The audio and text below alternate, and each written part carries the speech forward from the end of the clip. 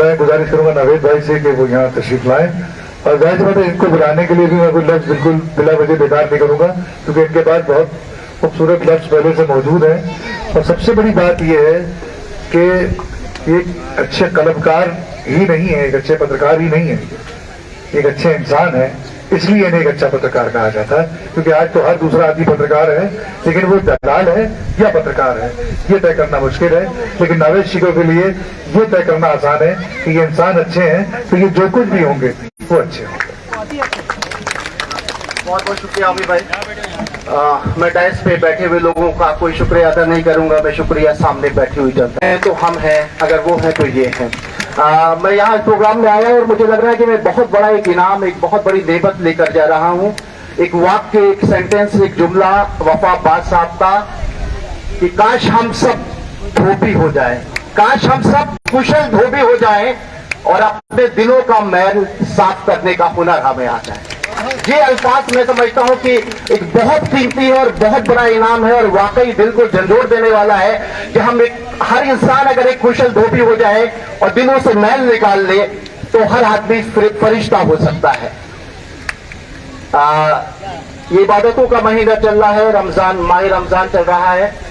हर तरफ नमाज, हर तरफ तराबी, कुरान खानी, रोजा, इफ्तार। अभी नवरात्र खत्म हुआ है, लोगों के व्रत थे, पूजा अर्चना, मंदिर, हर जगह गहमा गहमी हमें दिखती रही। कभी मंदिरों में गहमा गहमी दिखती रही, कभी मस्जिदों में नमाजों पे सफों पे बैठे हुए लोगों को नमाज पढ़ते हुए देखते हैं, उसमें शामिल होते हैं। लेकिन कभी ऐसा मंजर नहीं देखा कि साथ में नमाज और पूजा अर्चना कर रहे हैं। आज एक बड़ी इबादत देख रहे हैं। ये इबादत नमाजों से, पूजा से बड़ी है। खिदमत खल्क, मानव की सेवा, फिक्र, अपने समाज में की एक वो फिक्र जिसमें हम एक साथ बैठे, जहाँ हिंदू भाई, जहाँ हमारी हिंदू बहनें बैठी हैं, मुस्लिम बहनें बैठी हुई हैं, कोई जात नहीं, कोई पात नहीं, सब मोहब्बत से बैठे हुए हैं। और एक वफा अब्बास साहब है जिनके अंदर की फिक्र ने इस खूबसूरत समा बांध दिया है। और ये सिलसिला मैं समझता हूं कि काफी दिनों से चल रहा है। लखनऊ के वो पिछड़े हुए इलाके जिनको तथाकथित पिछड़ा हुआ कहा जाता है, मैं नहीं मानता हूं, वो गली कूचे के महल्ले जहां पर एक खूबसूरत शाम, एक बहुत अच्छा दोपहर गुजरता है, जहां पर हमारी हिंदू बहनें, मुस्लिम बहनें, हिंदू भाई, मुस्लिम भाई सब मिलजुल कर बैठते हैं। न सिर्फ उनकी जिंदगी की जरूरतें पूरी होती हैं, बल्कि उनके अंदर एक मोहब्बत का जो जज्बा नजर आता है। तो मुझे लगता है कि वाकई एक वाक्य है, सबका साथ सबका विकास, वो कहीं ना कहीं चरितार्थ होता हुआ नजर आ रहा है इस सीन में। वफा अब्बास साहब मेरे एक छोटे भाई हैं और एक बहुत पुराना रिश्ता है, अब जिक्र हो चुका है मिस्टर यूपी का। मुझे लगता है कि अब ये मिस्टर यूपी अब कहीं जाके ये मुकम्मल हुए हैं। सचमुच इनकी फिक्र देखकर, इनका जज्बा देखकर, इनकी मेहनत देखकर लग रहा है कि वाकई अब एक आशा की किरण दिखाई दे रही है, मुस्लिम समाज में भी, भारतीय समाज में भी, लखनऊ के समाज में भी। अभी कुछ दिन पहले वफा साहब के साथ मैं बैठा, मैंने कहा कि भाई, वफा साहब को मैं बहुत अरसे से जानता हूँ, बचपने से इनको जानता हूँ, इनसे हमारा एक दोस्ताना रिश्ता भी है, छोटे भाई भी हैं।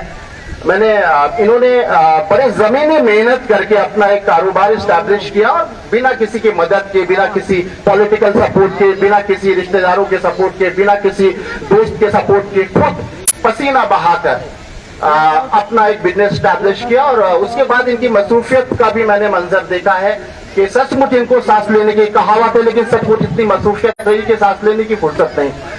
हम लोग बैठे थे कुछ दिन पहले, इन्होंने अपना प्रोग्राम बताया। हमने कहा कि भाई ये बताओ कि इतनी स्ट्रगल करके, इतना कशमकश के बाद, इतने जद्दोजहद के बाद आपने एक बिजनेस अपना एस्टैब्लिश किया है और इस बिजनेस के बीच में आपको वक्त नहीं निकलता है। बात पैसे की नहीं है, बात वक्त और जज्बे की है। इतना वक्त कैसे दोगे? तो उन्होंने कहा कि भाई हमारे मजहब ने ये कहा है कि अपने लिए नहीं जीना है।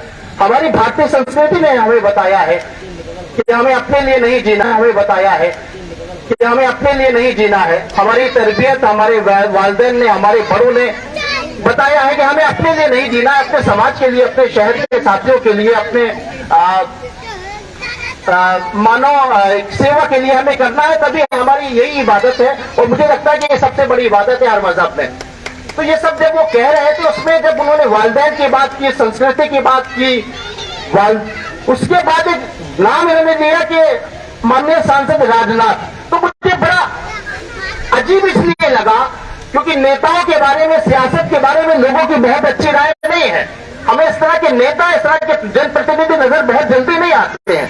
जब इन्होंने ये कहा कि हमारे सांसद से एक बार मुलाकात हुई तो उन्होंने ये प्रेरणा दी कि तुम्हें कुछ नहीं करना है, जो भी तुमने कमाया है वो कम से कम अपने साथियों को, अपने शहर के लोगों के साथ में बैठो और उनकी जितनी हो सके खिदमत करो, उनकी मानव सेवा करो, तब तुम्हें एक कामयाब इंसान, एक कामयाब नौजवान माना जाएगा, कामयाब एक भारतीय, कामयाब एक मजहबी, कामयाब एक शिया, कामयाब एक मुसलमान माना जाएगा। तो ये प्रेरणा एक जनप्रतिनिधि से मिली, एक सांसद से मिली। ये इसलिए ताजुब हो रहा है क्योंकि हमारे पेशे में भी, पत्रकारिता की जो पेशा है वो बहुत ज्यादा उसकी इज्जत लोग नहीं करते हैं, बड़ा बदनाम है क्योंकि इस तरह के लोग शामिल हो जाते हैं। राजनीति में भी अच्छे तरह के लोग हैं, बुरे भी लोग हैं।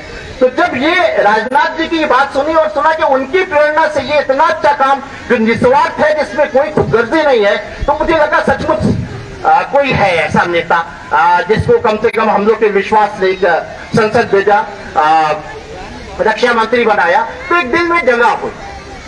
और मुझे लगता है कि वो आज बहुत दिनों से इस तरह के प्रोग्राम में आने की कोशिश कर रहा था, आज आया। तो ये जो एक सीन दिखाई दे रहा है जिसमें तमाम हमारी बहनें बैठी हुई हैं और चश्म वितरण होगा और तमाम इस तरह की सेवा भावना से जुड़ा प्रोग्राम है, तो मुझे लगा कि वाकई प्रेरणा भी बड़ी चीज होती है। और ये बात भी एक वफादार साहब से मैंने सुनी अभी कि हमारे बीच में कोई भेदभाव नहीं है, हमारे बीच कोई नफरत नहीं है, हमारे दिलो दिमाग में ये सूरत पैदा करने की एक स्वार्थ है। क्योंकि आज का मंजर, आज का सीन ये बता रहा है कि कोई भेदभाव नहीं है, ना कोई छोटी जाति है, ना कोई पसमानदा है, सब बराबर के हैं। और ये हुकूमत भी कहती है। और एक बात और, बातचीत में ये बात हुई थी कि जो अभी वफा साहब ने कहा था कि हम तो कुछ नहीं कर सकते, 1% लोगों के लिए भी नहीं कर सकते हैं, लेकिन मेन हमारा मकसद ये है कि वो लोग जिनके बीच में हम जाएंगे और उनको कम से कम इस बात के लिए जागरूक करेंगे कि सरकारों के पास में बहुत सारी योजनाएं हैं, हम उसका फायदा ले ही नहीं पाते हैं क्योंकि वहां तक पहुंच पाते हैं। तो ये एक जागरूकता का जो एक मिशन है जिसमें आजकल सुन रहे हैं कि बच्चे जिनके बच्चे हैं उनके स्कूलों की फीस और किताब कॉपी खरीदना बहुत मुश्किल है।